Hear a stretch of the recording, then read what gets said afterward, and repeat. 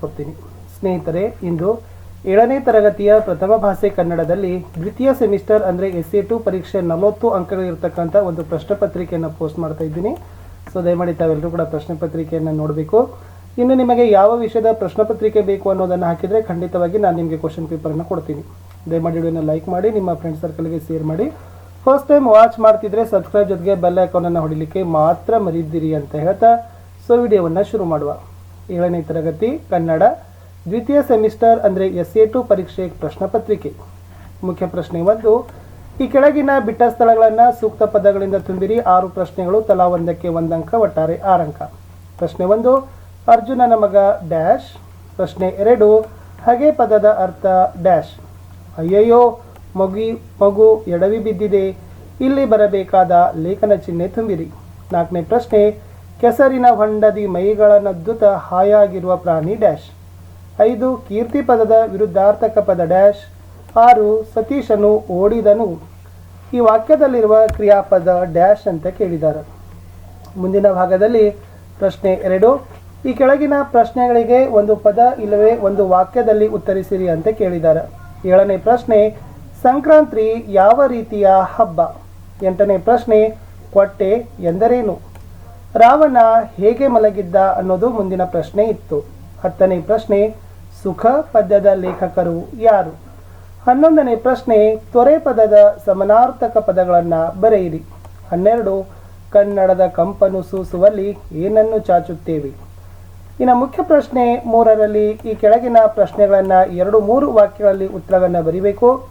ಈ ವಿಭಾಗದಲ್ಲಿರುವ ಒಟ್ಟು ಪ್ರಶ್ನೆಗಳು 6, ತಲಾ ಒಂದಕ್ಕೆ 2 ಅಂಕ, ಒಟ್ಟಾರೆ 12 ಅಂಕ. ಪ್ರಶ್ನೆ 13. ಹಚ್ಚೇವು ಕನ್ನಡದ ದೀಪ ಪದ್ಯದಲ್ಲಿ ನೀನು ಮೆಚ್ಚಿದ ಸಾಲು ಯಾವುದು, ಏಕೆ? 14. ಕನ್ನಡಿಗರು ಯಾವ ದೀಪ ಹಚ್ಚುತ್ತಾರೆ? 15. ಚಗಳಿ ಇರುವೆಗಳ ಶಿಸ್ತಿಗೆ ಒಂದು ಉದಾಹರಣೆ ಕೊಡಿ. 16. ಹೊಗಳುವುದರಿಂದ ಲಾಭವೇನು? 17ನೇ ಪ್ರಶ್ನೆ. ಬಾಹ್ಯದಲ್ಲಿ ಏನನ್ನು ಬಿಡಬೇಕು ಮತ್ತು ಲೋಕದಲ್ಲಿ ಹೇಗಿದ್ದರೆ ಚೆನ್ನ? 18ನೇ ಪ್ರಶ್ನೆ. ವಿಭೀಷಣ ಹೊರಡುವ ಮುನ್ನ ಅನಲೆಗೆ ಹೇಳಿದುದೇನು? ಮುಖ್ಯ ಪ್ರಶ್ನೆ 4. ಈ ಕೆಳಗಿನ ಪ್ರಶ್ನೆಗಳಿಗೆ ಆವರಣದಲ್ಲಿ ನೀಡಲಾಗಿರುವ ಸೂಚನೆಗಳನ್ನು ಅನುಸರಿಸಿ ಉತ್ತರಿಸಿರಿ. ಪ್ರಶ್ನೆ 19. ಬಿಡಿಸಿ ಬರೆದು ಸಮಾಸವನ್ನು ಹೆಸರಿಸಿರಿ. ಅ ಕೆಂದಾವರೆ, ಈ ಹೆಮ್ಮರ. 20ನೇ ಪ್ರಶ್ನೆ. ಸ್ವಂತ ವಾಕ್ಯದಲ್ಲಿ ಬಳಸಿರಿ.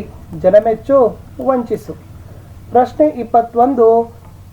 ಜನಪನಂಗ್ರಿಗೆ ಮನಿದು ಕೈ ಮುಗಿ. ಈ ವಾಕ್ಯಕ್ಕೆ ಲಘು ಗುರು ಹಾಕಿರಿ. 22.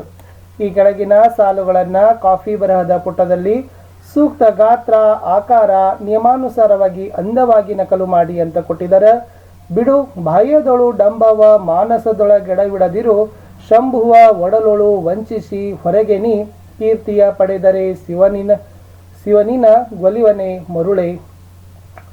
ಜನಮೆಚ್ಚೆ ನಡೆಕೊಡರೇನುಂಟು, ಲೋಕದಿ ಜನಮೆಚ್ಚೆ. ನಡಕೊಂಬುದೇ ಚಂದವು, ಜನರೇನೂ ಬಲ್ಲರು ಒಳಗಾಗೋ. ಕರ್ತವ್ಯವ ಮನ ಅರಿಯದ ಕಳ್ಳತನವಿಲ್ಲವಲ್ಲ.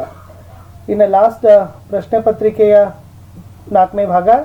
ಈ ಕೆಳಗಿನ ಪ್ರಶ್ನೆಗಳಿಗೆ 5-6 ವಾಕ್ಯಗಳಲ್ಲಿ ಉತ್ತರಿಸಬೇಕಿತ್ತು. 2 ಪ್ರಶ್ನೆಗಳು, ತಲಾ ಒಂದಕ್ಕೆ 4 ಅಂಕ, ಒಟ್ಟಾರೆ 8 ಅಂಕ. 23.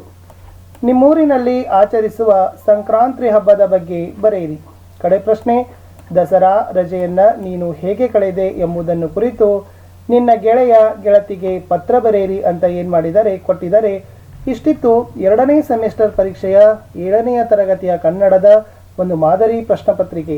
ಸೊ ಈ ಪ್ರಶ್ನೆ ಪತ್ರಿಕೆಯನ್ನು ಇಟ್ಟುಕೊಂಡು ಇನ್ನೂ ಚೆನ್ನಾಗಿ ಅಭ್ಯಾಸ ಮಾಡಿ. ಸೊ ಹೆಚ್ಚು ಅಂಕಗಳು ನಿಮ್ಗೆ ಏನಾಗ್ತಾವಪ್ಪ ಅಂತಂದರೆ ಸಿಗ್ತಾವ.